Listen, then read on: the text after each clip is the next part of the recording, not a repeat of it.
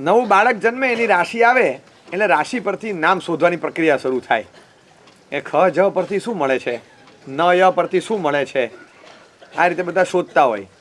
હવે કેટલીક વાર કેવું છે કે અમુક રાશિ પાસે વેરિએશન ના આવે, કારણ કે અક્ષરો એટલા આવતા હોય, કોટા જેવો હોય, એટલે પછી ભ ધ ફ ઢ ખબર છે.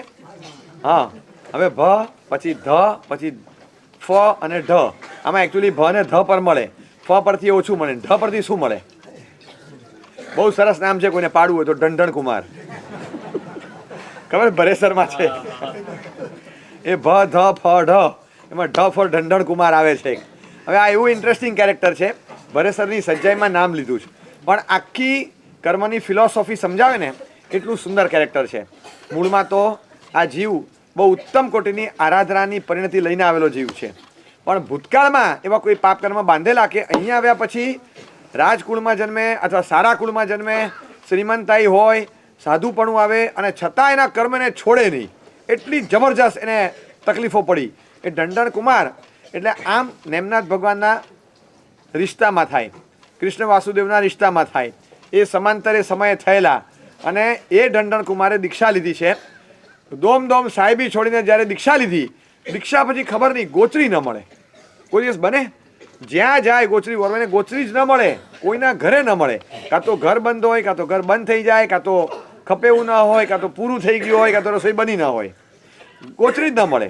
હવે એવો અંતરાય, જબરજસ્ત તીવ્ર અંતરાય, ને ગોચરી મળતી જ નથી. દરેક ઘરે આજે આ દિશામાં ગયા, આજે આ દિશામાં ગયા, સાથે સંઘાટકો એક સાધુ, એમની સાથે એ સાધુ ગયા, એને નથી મળતી, એને નથી મળતી. હવે એ સાધુ કાલે બીજાની સાથે જાય છે અને બીજા આમની સાથે જાય છે, તો આમની સાથે જે આવે એને ન મળે, અને ગઈકાલવાળા જે અલગ ગયા એને મળી ગયું. એટલે એનો મતલબ કે એમનું અંતરાય નહોતું, કર્મ આમનું જ હતું. બરાબર. આ રીતે નક્કી થવા માંડ્યું કે અંતરાય આમના છે, કંઈક ગોચરી મળતી નથી.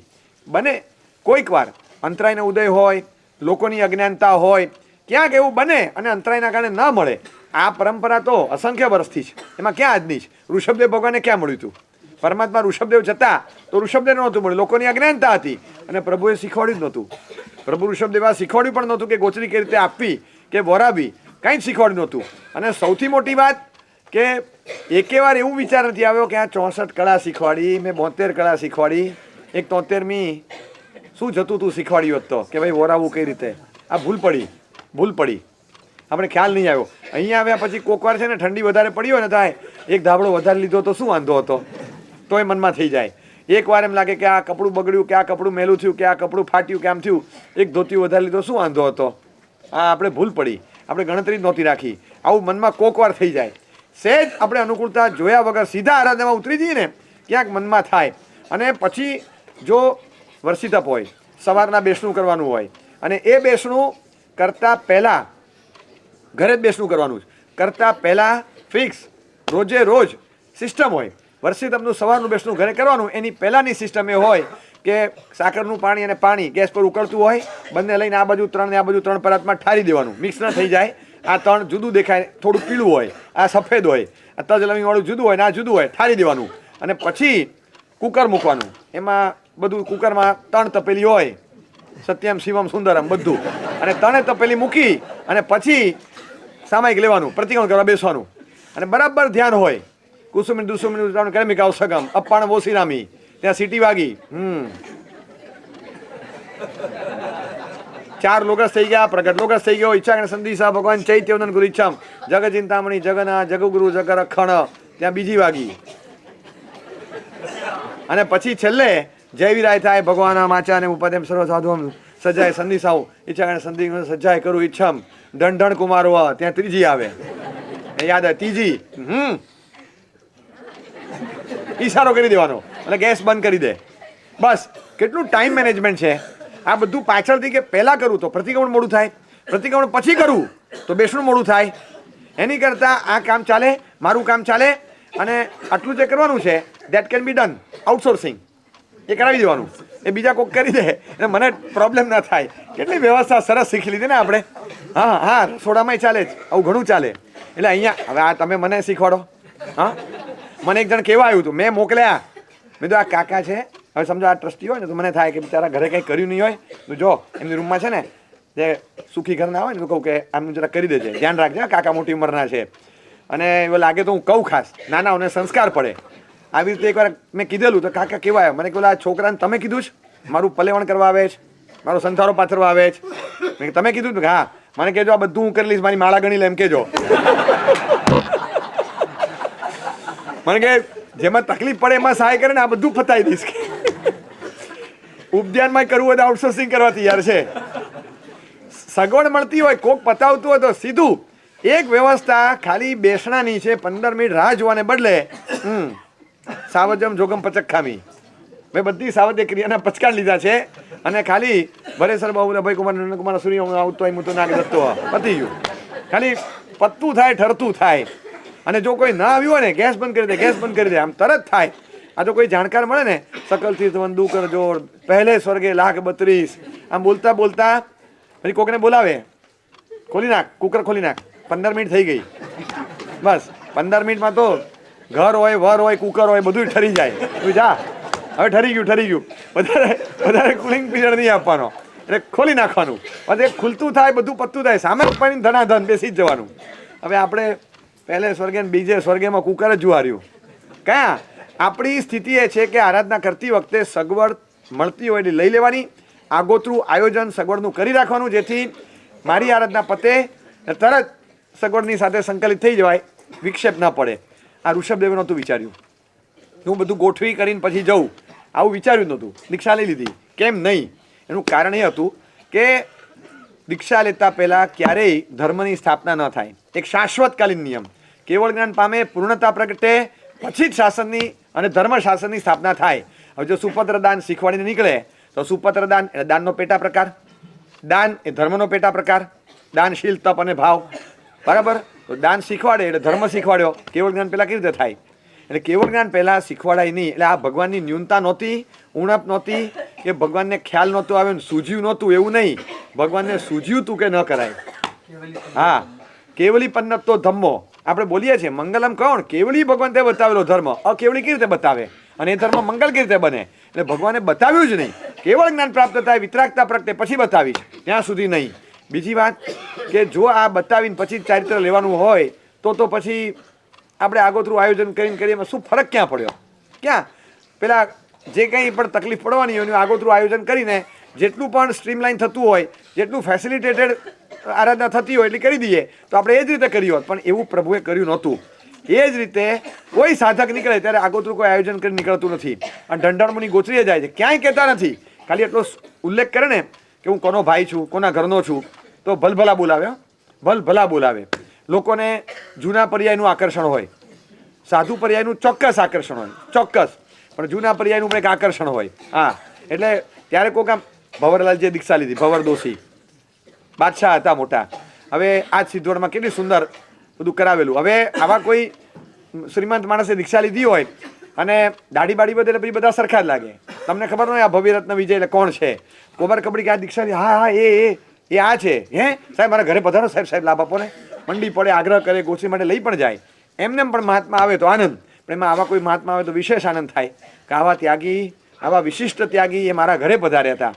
જૂના પર્યાયની સાથે પણ છે ને એક આદર્શ સંકલિત થતો હોય છે, એટલે આકર્ષણ હોય એનું. આવા કોઈ રાજઘરાનાના માણસ છે, ખબર પડી હોત 100% થાત, પણ ક્યાંય ડિસ્ક્લોઝ નથી કરતા કે મારા કર્મ છે, રોજ જાય પાછા ફરે, રોજ જાય પાછા ફરે. અભિગ્રહ કર્યો ભગવાન પાસે, મારી સ્વલબ્ધિથી ગોચરી મળે ત્યારે વાપરીશ, બાકી ઉપવાસ કરીશ. ખ્યાલ આવી ગયો કે અંતરાયનો તીવ્ર ઉદય છે. સાધુપણું પ્રાપ્ત કર્યા પછી તો ભલભલાને આપવાનું મન થાય. મને જોઈને આપવાનો ભાવ કેમ નથી જાગતા? કેવા તીવ્ર અંતરાય હશે પૂછો. હવે ઘણીવાર આપણે તો છે ને ખાલી જ્યારે ધંધા માટે પણ વ્યાજે લોન પણ ન મળતી હોય ને તોય ચિંતા નહીં, આ ઢંઢણ મુનિ નજરમાં રાખવાના. મુનિ અવસ્થામાં હતા, બધું છોડીને બેઠેલા, એમને નહોતું મળતું ને એમને અંતરાયનો ઉદય હોય તો વ્યવસાયમાં ન નડે. પેમેન્ટ રિલીઝ નથી થતું, આપણા પૈસા છે આવતા નથી, ત્યારે ઢંઢણ મુનિને યાદ કરવાના. આપણા પૈસા ઊંચો આવ્યો, મેં એને શીખવાડ્યું અને હવે પાછું હોશિયારી મારે, મારી પાસેથી માલ લે છે અને હવે મને પેમેન્ટ નથી આપતો, અને ઉપર લાવનારું હું છું. ચાલ લે મારી પાસેથી માલ લે, ચાલ ચાલુ કર. ઉધારીમાં માલ મેં આપ્યો 6 મહિનામાં અને હવે પૈસા નથી આપતો. આપણા પૈસા ઉપર આવીને દબદાટી મારે છે, આપણી સાથે સ્પર્ધામાં ઉતર્યો. આવું કંઈ ચાલે? અને ઉપર કે શેનો લાવ્યો? આ મનમાં થતું હોય ત્યારે આદિનાથ ભગવાનને યાદ કરવાના. કે તમને લોકોને કોઈને ખબર નથી પડતી કે મને કઈ રીતે ઓરાવાનું? સમજ્યા? ગગાઓ છો બધા. તમને ખાતા મેં શીખવાડ્યું. ભોજન વ્યવસ્થાનો આદ્ય સ્થાપક કોણ ભાઈ? આ હું ન હોત તો તમને જમવાનું મળવાનું હતું. શું કરવાના હતા? કંઈ જ આક્રોશ નહીં, કોઈ આક્ષેપ નહીં, કોઈ આક્રંદ નહીં, કંઈ નહીં. ભગવાન નીકળ્યા છે, સહજતાથી જવાનું, સહજતાથી આવવાનું. કોઈ ઉત્સુક પરિણામ નથી. મળે તો ઠીક ને ન મળે તો ઓર બી ઠીક. આ રીતે એ જ પરંપરામાં ઢંઢણ મુનિ આવ્યા છે. અને ઢંઢણ મુનિ જાય ને પાછા આવે. અંતરાયનો તીવ્ર ઉદય છે. જો અંતરાય છે ને એને સમજી લો, વોટ ઇઝ અંતરાય? કોઈને ન મળે, કોઈને ન મળે, આ અછત કહેવાય. આ વિસ્તારમાં કોઈને ન મળે. અહીંયા 500 જણા હોય ને 500 ને ન મળે ને એ અછત કહેવાય. વસ્તુ જ ન હોય, વસ્તુ જ ન હોય. ન મળે એટલે ક્યારેક ન મળે, ક્યારેક મળે, અમુકને ન મળે, અમુકને મળે, અમુક એરિયામાં ન મળે, અમુક એરિયામાં મળે. આ અછત. કોઈ કાળે કોઈ વિસ્તારમાં કોઈને ન મળે, આ અભાવ કહેવાય. દાખલા તરીકે ગધેડાનું શિંગડું, બરાબર? ગધેડાનું શિંગડું કયા એરિયામાં કેટલા પૈસે કોને મળે? કોઈ પણ વિસ્તારમાં કોઈને ન મળે. કારણ કે ગધેડાના શિંગડાની અછત છે એમ ન કહેવાય. ગધેડાના શિંગડાનો અભાવ જ છે, બરાબર? અછત ક્યારે કહેવાય? કે ભાઈ ઇડલી આવીને ચટણી ના આવી, પતી ગઈ, તો એ ચટણીની અછત કહેવાય, બરાબર છે? હવા મને નથી મળતી ને એને મળે છે તો હવાની અછત કહેવાય. પાણી તંગી છે એરિયામાં, નીચેથી અમુક જગ્યાએ નીકળે છે, સવારે 8 થી 12 માં જ પાણી આવે છે, પછી સાંજે આવે છે 4 થી 8 માં, બાકી પાણી નથી આવતું. આ પાણીની તંગી અછત કહેવાય. એ અછત આખા ગામને મળે છે, મને એકલાને નથી મળતું. આને અંતરાય કહેવાય. આને અંતરાય કહેવાય. 3 વાર તમે જુઓ કે સંભારનો કમંડલ લઈને આવે, એકવાર આગળ, એકવાર અહીંયા. આગલા વખતે તો અહીંયા આવે ને પૂરું થઈ ગયું. એટલે તમારું ભલું થાય. અહીંયા આવે ત્યારે સંભાર પૂરો થઈ જાય, પાછા લેવા જાય, પછી બીજી વાર અહીંથી શરૂ કરે તો અહીંયા આવે ને પૂરો થાય. કે આ હું જ વચ્ચે આવ્યો છું, અને મૂળ નાયક કહેવાય. પણ છેલ્લે પૂજા થાય ને એવા મૂળ નાયક. હવે આ બાજુ બે બાજુથી સંભાર પૂરો થઈ ગયો, મળતો જ નથી. આને શું કહેવાય? અછત નહીં, આને અંતરાય. બધાને મળે છે. માર્કેટ તૂટે એટલે તકલીફ થાય ને એ જુદું, બધા કમાય ને હું ગુમાવું છું, આ અંતરાય. ઢંઢણ મુનિને અંતરાય ન ઉદય હતો, કારણ કે બધાને મળે છે. તકલીફ જે હતી એમને એકલાને હતી, એમને બીજા કોઈની કાંઈ નહોતું, એમને એકલાને નથી મળતું. આ અંતરાય હતો. અને અંતરાય બંધાય કઈ રીતે? આવો અંતરાય મુનિ અવસ્થામાં આટલો ત્યાગ કરીને આવેલાને મળે નહીં. આવો અંતરાય બાંધ્યો કઈ રીતે? તો આ અંતરાય બાંધવાની આખી લિંક પૂર્વના ભાવમાં છે. જ્યારે ખેડૂત હતા પરાશર નામના, અને ખેતી કરે છે એ પરાશર ખેડૂત, બધા એના આશ્રિતો માણસો હાથ નીચે કામ કરનારા, એટલે એ બધાની પાસે કામ કરાવે. એટલી બધી ક્રૂરતાથી કામ કરાવે, ભૂખ્યા રાખે, પગાર ન આપે, કામ કર પૂરું, પેલા પૂરું કામ કર. એટલું બધું ક્રૂરતાથી કામ કરાવતા, ભૂખ્યા રાખીને, તરસ્યા રાખીને કામ કરાવે.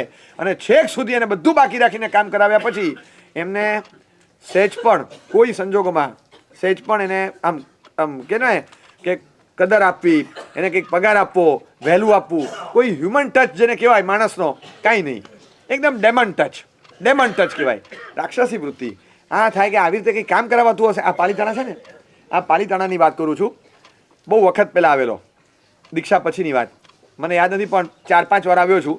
એમાં બહુ વર્ષો પહેલાં, કદાચ 20 વર્ષ પહેલાંની વાત. હું ત્યારે બહુ ઝડપથી ચડીને પછી નીચે ઉતરતો હતો, પાછું ત્યાં જઈને ગોથરી જવાનું. નીચે ઉતરતો તો મારો ઉતરવાનો ટાઈમ લગભગ 10-10:30 હતો. સવારે વહેલા ચડેલા 6 વાગે, 10:30 આસપાસ નીચે ઉતરતો હતો. ઉતરતા ભીડ એટલી, સામે પણ એટલા બધા આવતા હોય, એટલે બહુ આમ ધ્યાન રાખીને નહીં તો કંઈક ભટકાઈ જવાય. ધ્યાન રાખીને ઉતરતો હતો. મારી બરાબર આગળ છે ને એક ડોળી જતી હતી આગળ, એ ડોળી ઉતરતી હતી આગળ. અને ઘણી વાર થતું હોય એ ડોળીવાળા કંઈક કચ ચાલતી હતી. પેલા બેન અંદર બેઠેલા, કોઈ હેવી બોડી હતું, બેઠેલા. તમે આવી ખોટી વાત ના કરો. તમે કીધું તું ને 800 રૂપિયા, હવે છે ને 1200 થયા. બોલો કે સમજાવો બેન, આમ છે ને તેમ છે. શેનું? ડુંગર ઉપર આવ્યા પછી વજન વધે? તમે મને 800 નીચે કીધા હતા. એની સિસ્ટમ પ્રમાણે, બધા વજન પ્રમાણે એ લોકો ચેક કરીને પછી કાંટો લે, બધું સિસ્ટમ છે. એ કે તમે પછી 800 કીધા, હવે છે ને 1200. ઓલો ડોળીવાળો સમજાવે, પેલા બેન કચકચ કરે. આ ડોળી ચાલતી હતી. મને થયું કે આ શું હવે, આ મેટર ઓફ 400. પણ ઠીક છે, આપણે તો ઓળખતા નથી. હું નીચે ઉતરતો હતો, બરાબર આમ લાઈનમાંથી ક્રોસ થતો હતો, ત્યાં પેલા ડોળીવાળાએ શરૂ કર્યું, બેન તમને ખબર છે હું ડોળીવાળો કેમ થયો? એમ શાસ્ત્રોમાં ઘણી જગ્યા આવે કે ઢંઢણ મુનિ કેમ થયા, સંગમ રબારીમાંથી શાલીભદ્ર કેમ થયો, ને આવું બધું આવે. પણ આ શું બધું? અને આ ખરેખર મેં એક વસ્તુમાં મને વિશ્વાસ કે જ્યારે કોઈ ગામડાનો, સૌરાષ્ટ્રનો આવો કોઈ ગામડીઓ બોલે ને, એ ફિલોસોફી આવે બેકઅપમાં, ફિલોસોફી આ લોકો પાસે. તમે સમજી રાખો, ભણેલા ઓછા હોય, ગણેલા બહુ હોય. હું અટકી ગયો. મારે પહેલેથી એક ખણકોની ટેવ કે આવું જાણવા મફતમાં મળતું ને લઈ જ લેવાનું, મહેનત કરવા ન જવાય. હા સાહેબ, તમને આટલી બધી ક્યાંથી ખબર? ગામ આખામાંથી વીણતો રહું છું. હા, મને શીખવાડનાર ડોળીવાળો હોય તો લેવાનું. શું ના, હા, કૂતરા પાસેથી પણ શીખવા મળે તો વફાદારી શીખી લેવાની. શીખવામાં તો ક્યાંય નાના નહીં થવું. હું ઊભો રહી ગયો છે ધીમો પડ ભાઈ, આમાં આખો નવો પાઠ ભણવા મળશે. અને એણે શરૂ કર્યું કે હું ડોળીવાળો કેમ થયો તમને ખબર છે? શી ખબર? તો કે સાંભળો, ગયા બહુમાં હું માણસ હતો. મુંબઈ ઓલો દરિયા પાર જઈને મુંબઈ છે ને, એ મુંબઈમાં પેલું વાલકેશ્વર નહીં, વાલકેશ્વર ત્યાં મોટા મોટા મકાનો છે ને, ત્યાં રહેતો હું હતો. અમારા શેઠાણી હતા મોટા, પછી 2 દીકરા બહુઓ. એ કારભાર મોટો અમારો, મજાનો કારભાર હતો. મોટી દુકાન હતી, મોટો ધંધો હતો, ચિકાર પૈસા હતા. અહીંયા આવીએ ને, આદે સરદાદાનો પ્રક્ષાળ આપણે જ કરવાનો, ચડાવો લેવાનો, બધું કરીએ. થાળા ભરી ભરીને ગુલાબને હાર ને બધું ચડાવતા, તમારી જેમ જાત્રાઓ કરતા, બધું કરતા. પછી તો પગ થાક્યા, ડોળીમાં ચડીને પણ કરતો, ઉપર ચડાવવા બોલતો, ભંડાર ભરી દેવું, બધું કરું. નીચે આવીને પેઢીમાં પૈસા ભરું, બધા રોકડા પૈસા, બધું તાત્કાલિક, બીજા દિવસ પર રાખવાનું નહીં. બહુ ભાવથી ભક્તિ કરતો આદિ સરદાદાની. એકવાર ડોળીવાળા સાથે કચકચ થઈ. ઈ જે કર્મ બાંધ્યું એમાં ડોળીવાળો થયો.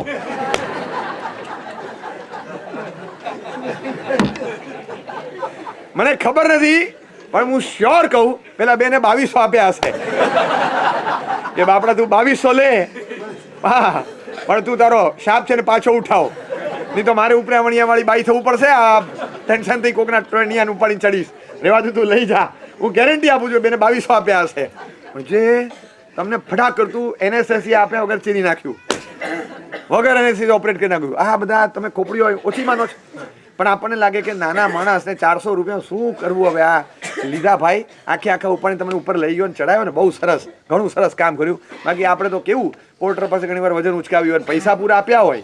માનવતા એક એવી ચીજ છે કે એમ્પ્લોઈઝ કે માણસો હોય ને એની સાથે પણ એક વ્યવહાર હોય છે, એક વ્યવહાર હોય. એ વ્યવહારનું સૌહાર્દ ચૂક્યો તો, બીજું કશું જ નહીં, ખાલી માત્ર વ્યવહારનું સૌહાર્દ ચૂક્યો. અને એના કારણે એકદમ એવું કર્મ બંધાયું, ભૂખ્યાને તરસ્યા રાખે. આપણે ત્યાં આ માનવતાને સ્થાન આપ્યું છે, આવી પ્રાથમિક દરજ્જાનું. આ તો છે કેવી પ્રારંભિક માર્ગાનુસારી કક્ષાના જીવનમાં હોય એવી માનવતા, એને પ્રારંભિક કક્ષામાં સ્થાન આપ્યું છે. તમે ચૂકો ને દોષ લાગે.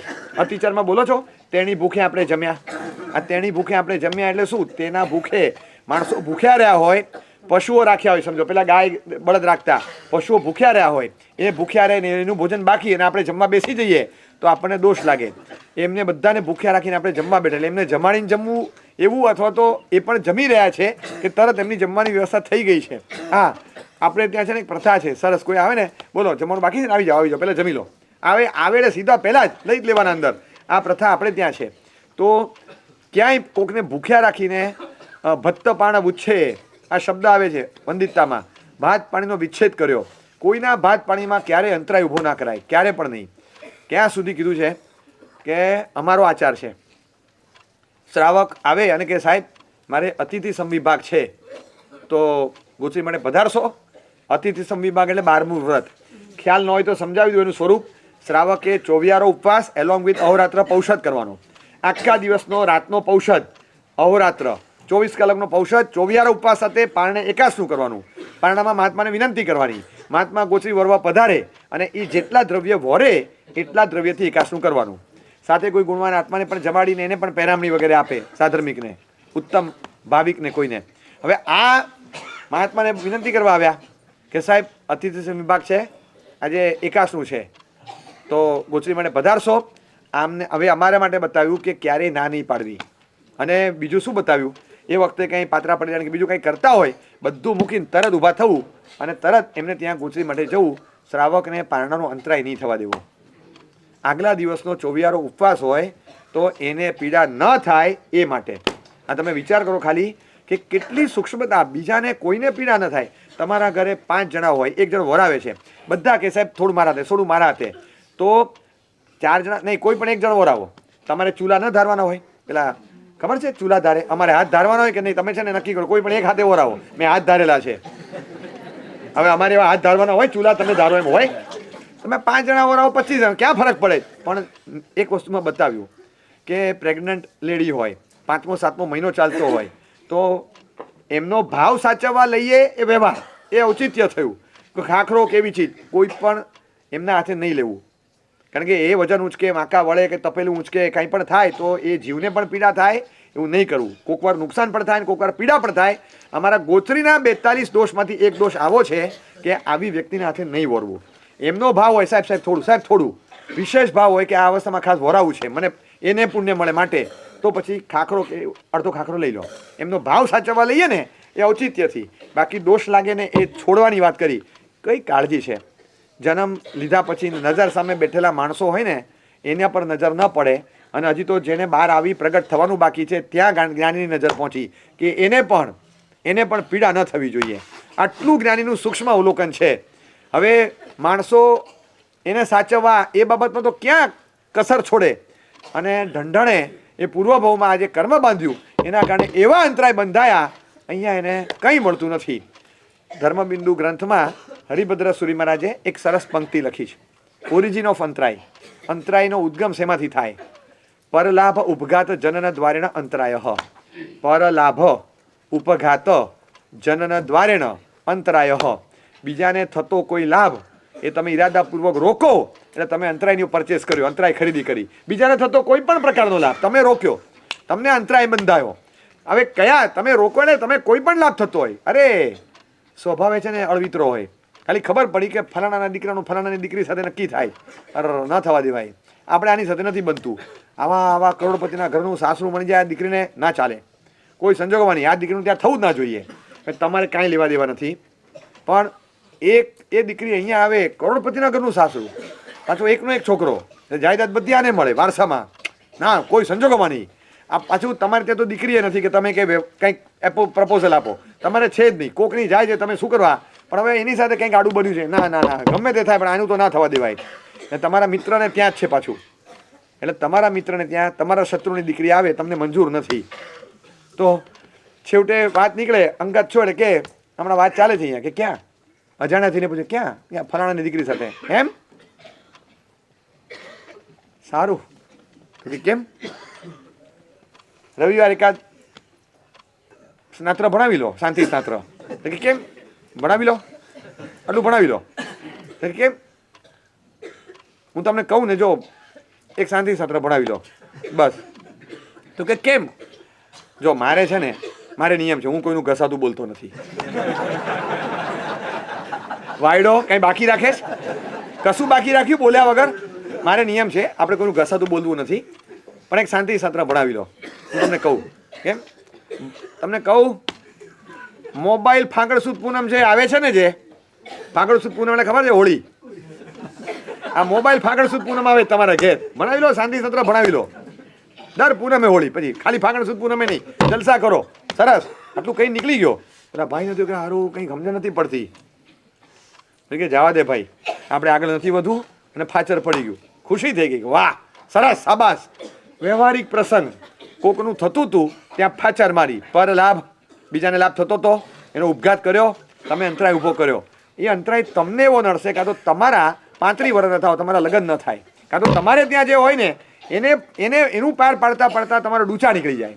તમને થાય કે બાપ રે શું છે, પણ એમાં એનું વ્યક્તિગત કર્મ પણ ભાગ ભજવતું હોય, પણ તમારા પણ કર્મ એ ઇફેક્ટ તો આપે, રિફ્લેક્ટ તો કરે, થાય ને, એટલે થતા હોય.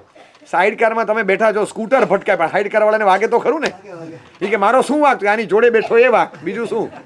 સાઈડ કારવાળાને થાય તો શું થાય, જે સ્કૂટર બાઇક ભટકાય તો પાછળવાળાને ન વાગે ઘણી વાર, અને આગળવાળા કરતાં ઘણી વાર વધારે વાગે. ઘણી વાર એવું થાય, આગળવાળાઓ અને પાછળવાળા બે ઉડ્યા, ભૂલમાં ખબર નહોતી ને ઘૂસી ગયા અંદર. આ હવે જતા હતા, કે જો સામેથી 2 સ્કૂટર આવે છે, જવું જ વચ્ચેથી, તો કે હા જા વચ્ચેથી. 2 સ્કૂટરનો ટ્રક હતી, અને ભાઈ વચ્ચેથી ગયા, ખાલી કશું નહીં, 2 અવાજ આવ્યા, એક ધડુમ અને પછી આ, બસ આટલો અવાજ આવ્યો. ત્યાં તો બધા ગામના લોકો ભેગા થઈ ગયા. હવે આગળવાળો જે હતો, ભૂલ તો એની ઈજા વધારે, એ હેલ્મેટવાળો, એને તો ઓછું વાગ્યું. પાછળવાળો એવો અળવિત્રો, શર્ટ ઊંધો પહેર્યો હતો, બટન બધા પાછળ બીડેલા, હવે સ્ટાઇલમાં ટોપી ઊંધી, શર્ટ ઊંધો, આવું બધું વાયડાઈ કરીને બેઠેલો હતો પાછળ, જોકર.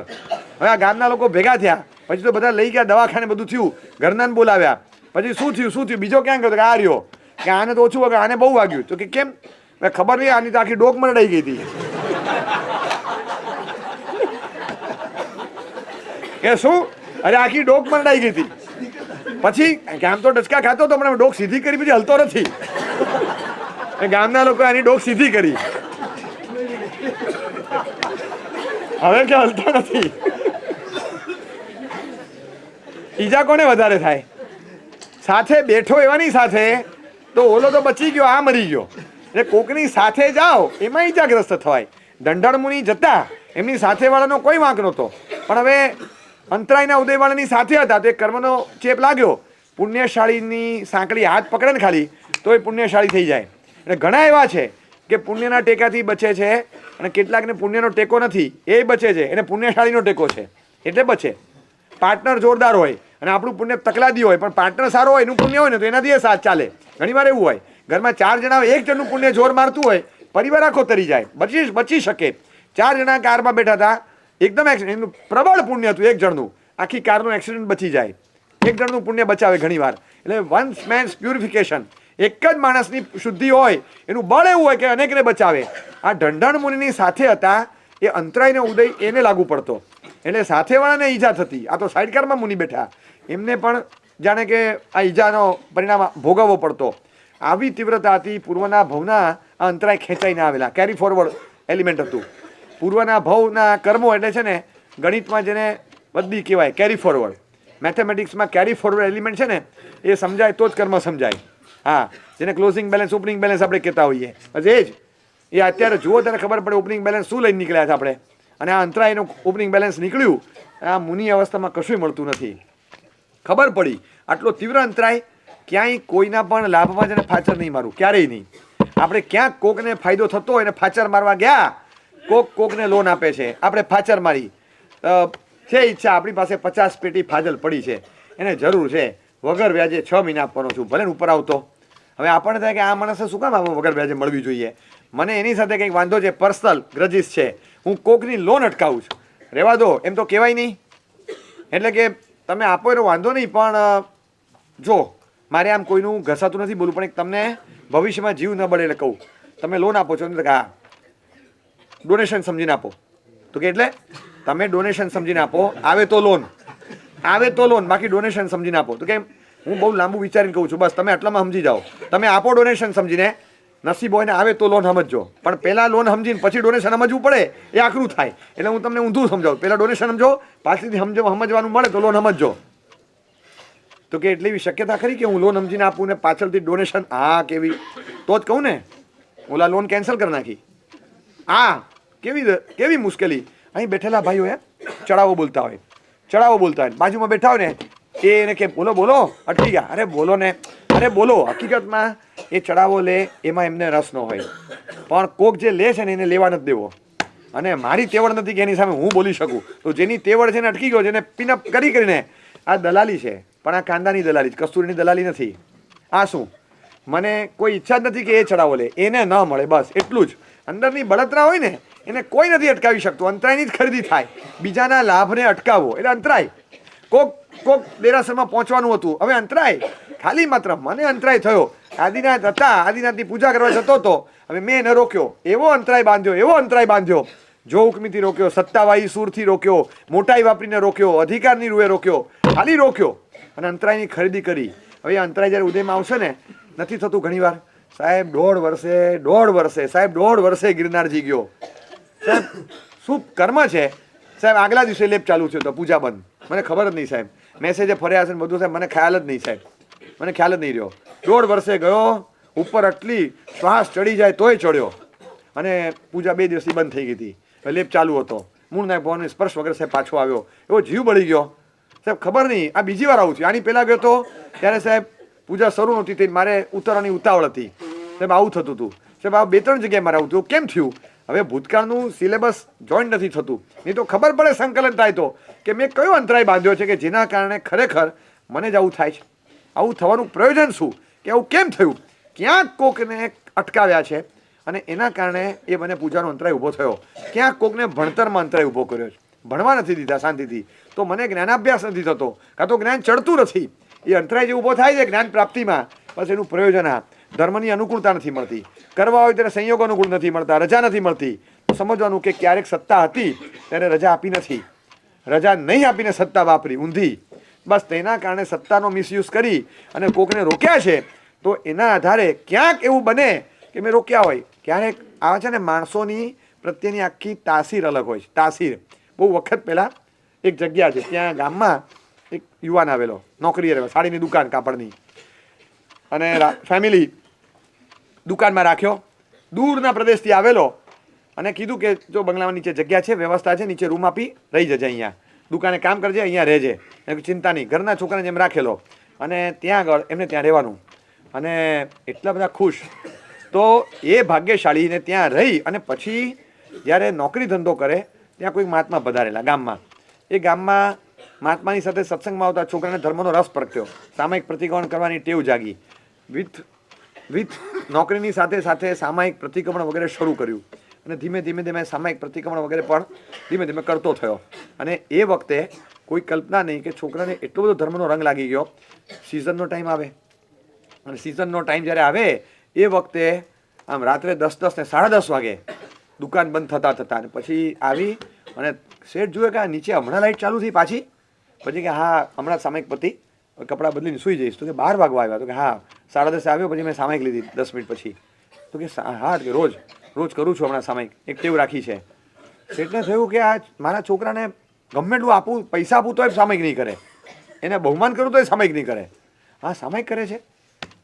પછી કીધું જો 7 વાગે ને તારે નીકળી જવાનું, 24 કરી સામાયિક કરીને પછી આવજે, સિઝન છે, બધી વાત સાચી, આટલું મોડું ઉજાગરા ના કર. ના શેઠ તમે આટલું સાચવો છો, હું કરી દઈશ, તું ચિંતા ના કર, તું આવી જજે. તો કે સારું. એને આટલી અનુકૂળતા કરી આપી. એમાં તારે વ્યાખ્યાન સાંભળવું તો સવારે અડધો કલાક મોડો આવજે, તું એટલું ચાલુ રાખ. હું તો છે ને મારા દીકરાઓને તારી ઉંમરના છે, કંઈને થાકું તો એને રસ જ નથી. અનુકૂળતા છે ને રસ નથી.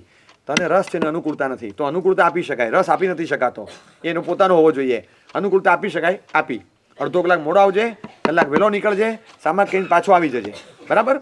અનુકૂળતા આપી. એમાં ધર્મનો રસ વધ્યો, કારણ કે હવે શ્રવણ પણ મળ્યું. એમ કરતાં કરતાં રંગ લાગ્યો. આ છોકરાએ આગળ જતાં ચારિત્ર લીધું. આ છોકરો દીક્ષા લઈ, ચારિત્ર લઈ, આચાર્ય કલાપૂર્ણસુરી મહારાજ થયા. આ છોકરો અક્ષયરાજ, આ છોકરાનું નામ અક્ષયરાજ, વાગડ દેશોદ્ધારક કલાપૂર્ણસુરી, પોતે ગ્રસ્તપડામાં, મધ્યપ્રદેશ, રાજનાંદગાંવ, સંપતલાલજી એની કાપડની દુકાન, અને એમાં અક્ષયરાજ ફલોદી રાજસ્થાનથી આવી અને નોકરી કરતો હતો. એક વ્યક્તિને ખાલી માત્ર અનુકૂળતા ધર્મની કરી આપી, અંતરાય તો નથી ખરીદ્યો, કઈ હદનું પુણ્ય બાંધ્યું. તમે વિચાર કરો, એક સંપતલાલજીના દ્રષ્ટિકોણમાં એમ્પ્લોય માટેની ઉદાર દ્રષ્ટિકોણ ન હોત, આજે વાગડ દેશનો ઉદ્ધાર ન હોત, કલાપૂર્ણસુરી ન હોત, વાગડ સમુદાય ન હોત. શું કામ કર્યું છે. એકત સવ ધમ્માઈમ, એકત સામિયાણ વચ્છરણમ. એક સાધર્મિક, એક બંધુ પ્રત્યે રાખેલો વાત્સલ્ય ભાવ, અને બીજી બાજુ ત્રાજવામાં બધા ધર્મોને ભેગા મૂકો, ઇક્વલ થાય. આ શાસ્ત્ર વચન છે.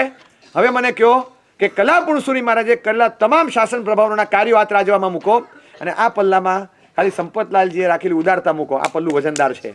આ ન હોત ને તો આ કશુંય ન હોત. લાગે કે કેટલી ઉદારતા. ક્યારેક માણસને આપણે રજા આપી દીધી, અરે આવનારા છે ને મને કહે ને ત્યારે બહુ આનંદ થાય, સાહેબ એપ્લિકેશન આપેલું, શેઠ જૈન છે, એપ્લિકેશન આપેલું, 18 માટે જવું છે. શેઠે પૂછ્યું શું હોય, તો સાહેબ ઉદ્યાનમાં જે 18 કરે ને, આપને તો ખબર છે જૈન છો. તો કે હા મારી બાએ કર્યું છે સાહેબ, ઈચ્છા થઈ. તો કે એમ, સરસ સાહેબ. એટલે માંડ 1.5 વર્ષ પત્તો ખાઈ ગઈ ને પછી છેલ્લે નોકરી મળી છે. એટલે હવે નોકરી છૂટે પાલવે એમ નથી, મધ્યમ પરિવારના હોય અને પાલવે એમ નથી. બીજી બાજુ અતિ તીવ્ર ભાવના છે અને 18 કરવું છે, સીધોડમાં થતું હોય તો કેમ છોડાય, અને એપ્લાય કરે. અને શેઠ ત્યારે કહે છે કે તારે 18 કરવું છે. તો કે હા, જો 18 કરીશ તો પગાર કપાશે, માળ પહેરીશ તો પૂરો પગાર આપીશ. 18 કરીને આવ્યો તો 20 દિવસનો પગાર કાપીશ, જો માળ પહેરીશ તો પૂરો પગાર આપીશ અને માળમાં આવીશ. તમને આ લાગે કે આ સંપતલાલજી એના વંશજો છે? કેવું લાગે ને આપણને? કેટલો અંદરથી હોંસલો વધે પેલા એમ્પ્લોયનો કે આવી રીતે કાયમ માટે છે ને કામચોર છે એમ સમજીને નહીં, પણ ખરેખર ક્યાંક કોઈકને અનુકૂળતા જોઈએ છે. પુણ્ય નથી આપતું તો આપણે પુણ્યશાળી છીએ, પુણ્ય અનુકૂળતા ના આપે તો પુણ્યશાળી અનુકૂળતા આપે. ધનથી આપી શકાય એમ, ક્યારેક રજાથી આપી શકાય, ક્યારેક જતું કરીને આપી શકાય. આવી ઘણી અનુકૂળતાઓ આપી છે. કોઈક સાસુએ વહુને આપી છે, વહુએ સાસુને આપી છે, કોઈક દીકરીએ મમ્મીને આપી છે, કોઈક ભાઈએ ભાભીને આપી છે, કોઈક ભાભીએ ભાઈને આપી છે, કોઈક ભાઈએ બીજા નાના ભાઈને આપી છે, કાકાએ ભત્રીજાને આપી છે, ઘણા બધાને પોતપોતાના સંયોગોનો ખ્યાલ છે. કોકે કંઈક સંભાળ્યું ત્યારે આપણે અહીંયા બેઠા છે. આ એક ઉદારતા છે. ઓફકોર્સ એમ્પ્લોય નથી, આપણે નથી ને એ નથી, પણ આપણું કામ સંભાળીને કોકે સગવડ કરી ત્યારે આ થાય છે. બાકી આ 1.5 મહિનો ઘર ના છૂટે. એ કેટલી ઉદારતા છે. એવી જ રીતે ખાલી માત્ર માણસો હોય એના પ્રત્યેની ઉદારતાનું વલણ હોય અને એ જ્યારે કાર્ય થાય એક વિરાટ કાર્ય હોય છે. એની ઇમ્પેક્ટ જે આવે એક નાનકડી ઉદારતા ન રાખી હોત, ઇતિહાસમાં લખાત નહીં કે કલા પુણસુરી આવતા આવતા અટકી ગયા, પણ અટક્યા હોત.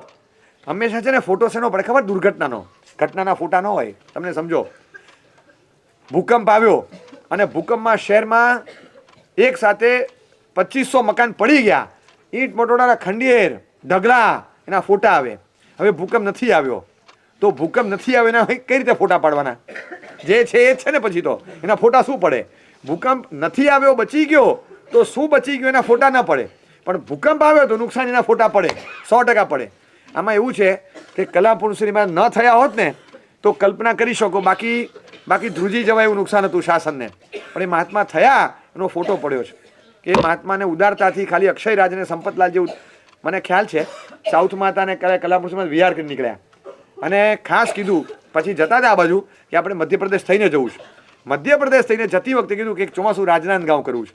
જે કચ્છમાં વિચર્યા, સાઉથમાં વિચર્યા, કે રાજનાંદગાંવમાં એક ચાતુર્માસ કરવું છે. તો કે કેમ? જે પ્રભુની છાયામાં ધર્મ પ્રાપ્તિ થઈ, જે ઉપાશ્રયમાં પહેલું ધર્મ શ્રવણ થયું અને જે સંપતલાલજીની ભૂમિ પર અક્ષયરાજ ધર્મ પામ્યો હતો, એમના ગામમાં એક ચાતુર્માસ મારે કરવું છે. એટલે એમણે ત્યાં એક ચાતુર્માસ સામેથી બોલાવીને આપ્યું હતું. 10 સંઘો વિનંતી કરે, સાહેબ પધારો, સાહેબ પધારો, આમ વિનંતી કરે ને જો ભચાઉમાં કે નલિયા કે જખૌ કે નાનકડા ગામમાં પણ જો કરે ને તો 200 જણા ઘર ખોલીને રહે ત્યાં આગળ. એવો પ્રભાવ અને આવી ભક્તિ હોવા છતાં એ સાવ મધ્યપ્રદેશના એ ગામમાં ગયા. કેમ? મન ખેંચાયું કે વર્ષો પહેલાંની રાજનાંદગાંવની એક છબી કે ધર્મ અહીંયા પામ્યો, આ ભૂમિની પર હું ધર્મ પામ્યો, અહીંયા આગળ શેઠે મને ઉદારતાથી જે ધર્મની અનુકૂળતા કરી આપી, એ સંપતલાલજીના ગામમાં એક ચાતુર્માસ આપવું જોઈએ. કલા પુણસુરી મહારાજના મનમાં રાજનાંદગાંવ વસેલું. બોલો, બધાના કચ્છીઓના મનમાં એ વસેલા, પણ એમના મનમાં હતા ને સંપતલાલજી મારવાડી, એ વસેલા. કારણ કે એમને જોયું ઉપકારી હતા એ વખતનો ઉપકાર આચાર્ય પદ પર પહોંચ્યા પછી પણ ભૂલ્યા નથી. અને એ વખતે હું એમ્પ્લોયર હતા અને મને જે અનુકૂળતા કરી આપી ધર્મ શ્રવણની, આજે હું જે છું એ ત્યાંથી આવ્યો ત્યારે લોકો છે ને કલા પુણસુરી મહારાજનું મૂલ્યાંકન નથી કરી શકતા, પણ કલા પુણસુરી મહારાજ સંપતલાલજીનું મૂલ્યાંકન કરી નહોતા શકતા કે આ કેટલી ઉદારતા કરી છે ને, કેવું મને ક્યાં પહોંચાડી દીધો. આ એક ઉદારતાને એમણે ક્યારેય ભૂલ્યા નથી. અને આપણી ઉદારતાનો પડઘો સમગ્ર શાસન ઉપર કેટલો મોટો પડી શકે આપણે ચોક્કસ માની શકીએ. કે આપણે ત્યાં હોય બધા કંઈ થોડા આવા હોય, પણ એ તો સંપતલાલજીને ત્યારે નહોતી ખબર, ત્યારે તો એને નહોતી ખબર, સમજ્યા? એ તો જ્યારે જન્મ્યા ત્યારે ક્યાં કોઈને ખબર હોય? કોશીને ખબર બાળક કોણ પાકશે. એક ભાઈ હતા મહારાષ્ટ્રમાં, નામ હતું મનોહર, એમના વાઈફનું નામ નથી આવડતું. એ મનોહરભાઈ અને એમના પત્ની, દીકરો જન્મ્યો 1949માં. એ દીકરો જન્મ્યો અને જન્મ્યા પછી ક્યાંક છે ને આમથી આમ વયો ગયો. ઓલી જે સાફ કરીને સુવડાવવા આવે ને નર્સ, એમાં આ દીકરો અહીંયા મુકાઈ ગયો અને આ દીકરો અહીંયા મુકાઈ ગયો. હવે બાજુમાં હતી એક માછીમારની પત્ની, એનો દીકરો અહીંયા આવી ગયો અને આ દીકરો ત્યાં જતો રહ્યો. હવે મમ્મીને હજી ખ્યાલ નથી આવ્યો, પણ મામા બહાર ઊભા હતા, એને જોયું કે નહીં આ નિશાન હતું, કે આ નહીં, આ આપણો નથી, આ છે. મામાએ આવ્યા અંદર કીધું. હવે આ દીકરો ખાલી આમથી આમ જ થયો અને 100% કહું છું આ દીકરો છે, 100%. પછી આવીને જોયું કે હા બરાબર લેબલ ને બધું હતું, કે આ ભૂલ થઈ ગઈ, તરત બદલી નાખ્યો. હવે આ દીકરો જે આવ્યો ને અહીંયા, એ સુનિલ ગાવસ્કર, હા, બેટ્સમેનને બદલે ફિશરમેન થયો હોત જો ખાલી આમથી આમ થયું હોત તો. બરાબર છે? એને જન્મ લીધો ત્યારે ખબર હતી અને એને મમ્મીને ખબર હતી. હવે આ હોય કે આ હોય, આપણે તો 7 પાઉન્ડ જોઈએ ને મૂકી દો ને ભાઈ, એમ ચાલે? દરેકના બેકઅપ ન હોય જૂના. એટલે કયું કુળમાંથી આવેલું સંતાન છે નથી માતા પિતાને ખબર, નથી અક્ષયરાજને ખબર, સંપતલાલજીને ખબર નથી. એને એટલું હતું એનું બેકઅપ શું છે નથી, મારું બેકઅપ કે છે, મારે એને રજા આપવી જોઈએ. અંદરની શ્રેષ્ઠીની ઉદારતા.